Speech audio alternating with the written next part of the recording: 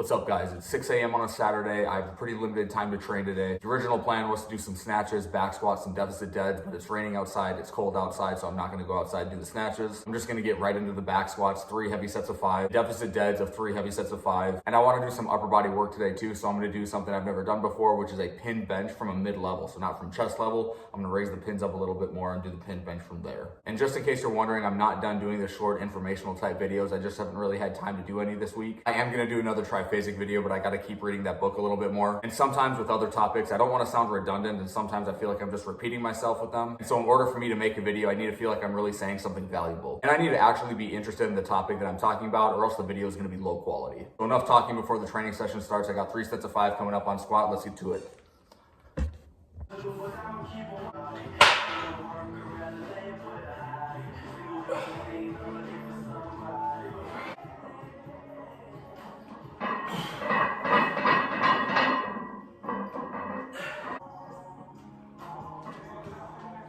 All right, so I'm just gonna do 455 for sets across, so 3 sets of 5 at 455. It's 15 reps at 455, so it's quite a bit of volume, quite a bit of work.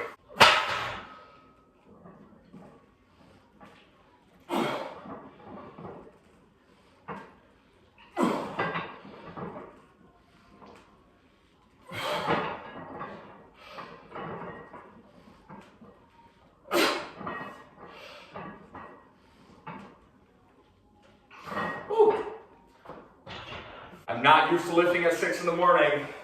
What is the worst fitness advice that you see from popular influencers? I don't really know. You know what? Actually, I got an answer for you. The worst advice that I see from popular influencers or strength coaches or just people who are like big names on Instagram or on YouTube and things like that is that you'll see this common sentiment of if you want to lose weight, you shouldn't do cardio. You should just focus on building strength, lifting weights, building muscle to lose weight. If you follow Mind Pump, the Mind Pump guys, there's like Sal DiStefano, I think that's how you say his name. I really like those guys, by the way, but they say this all the time. They'll use like testimonials from clients that they've had who have dropped a bunch of weight and they didn't do any cardio, which is a good thing because obviously that's a positive result. But neglecting cardio while in the pursuit of losing weight is like actually a pretty poor idea because neglecting any component of fitness is a bad idea. And I think a lot of the justification for why you should build muscle, why you should lift weights and not do cardio in order to lose weight is because of the more muscle you build, the higher metabolic rate you have. Therefore, the more calories you're gonna burn at rest throughout the day, and it's gonna be more conducive to losing weight over time. Some of this is true, but I think the figure is, and I can't remember exactly where I saw the figure, but it's like for every 1 pound of muscle gain, you only burn 6 more calories per hour. So the trade-off really isn't as high as it's kind of claimed to be. Obviously, if you wanna lose weight, I'm still a proponent of people lifting weights and doing strength training. I just don't think you should neglect the cardio aspect of it too. I gotta do my next set, more on this in a minute.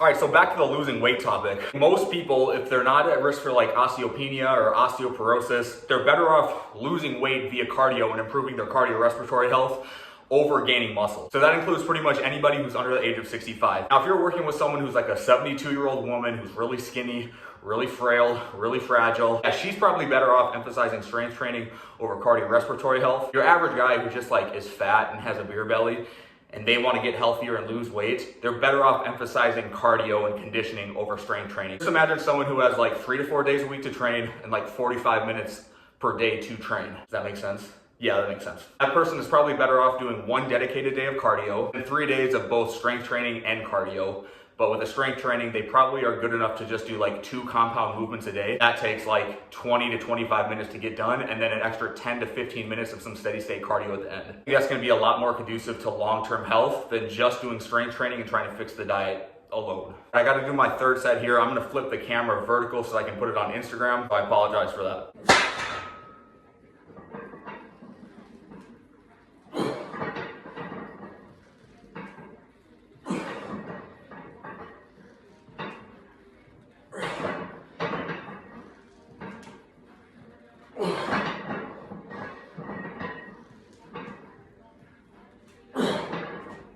All right, last time I did pause deficit deads, I think I did 495, which is what I have on the bar right now.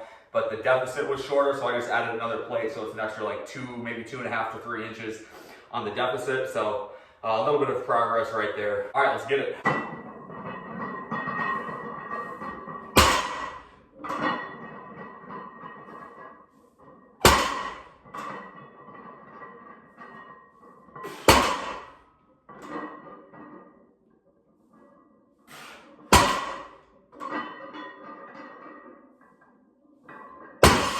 Forgot my belt again.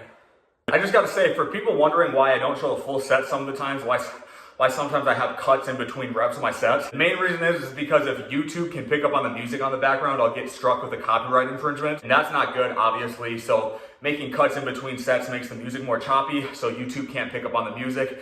That way I can post the video without any sort of violation. I've had a few accusations of my 500 squat for 8 that it wasn't actually a 500 for 8.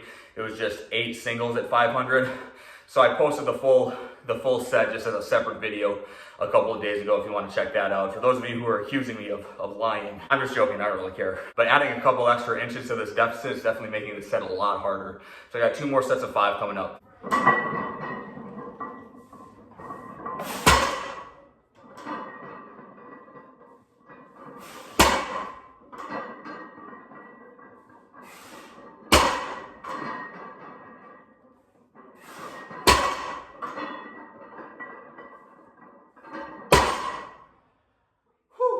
So back to the topic of like fitness influencers and some of the things that they say.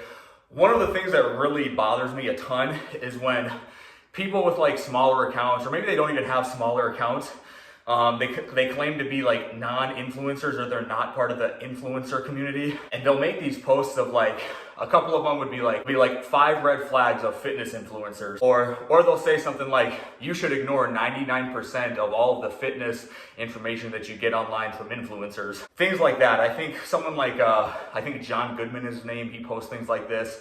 There's an account called like Strength Coach with a Board. He posts things like this. I think Challenger Strength does this. I think Fowler does this. Actually, no, I'm not even gonna include Fowler, because Fowler actually, he puts out some like good thought-provoking content on Instagram. He puts out stuff that says like, you should ignore 99% of what Instagram influencers, fitness influencers are saying. And my problem with that is that like, these people who claim to not be influencers, or they don't wanna be considered an influencer, dude, they're using social media. They're entering that realm of influencer to make non-specific claims or non-specific grievances against influencers without making any sort of like specific direct comment towards a certain idea. And to me, it's like, when you make posts like that, you're not providing any value. You're not giving someone a reason to follow you and your content and the ideas that you're putting out in the free marketplace of ideas. To me, when I see people make posts like that, it's just jealousy, it's just envy, it's just obnoxious. And the main reason people make posts like that is because they have nothing to contribute themselves. Putting a couple of examples right here so you can see some of the posts I'm talking about and some of the accounts that I'm talking about. For sure, can just check out their accounts too. Maybe you'll like some of the stuff they post, maybe you don't, but I find a lot of it just really obnoxious. Like on my last set of the pause deficit deads, again, I'm gonna turn the camera vertical so I can put it on Instagram.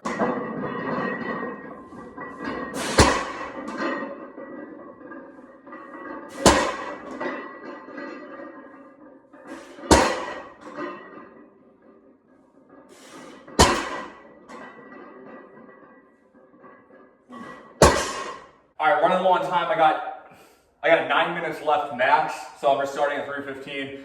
I'll probably do like 3 sets of 5 here. Yeah, I don't know. We'll see how it goes.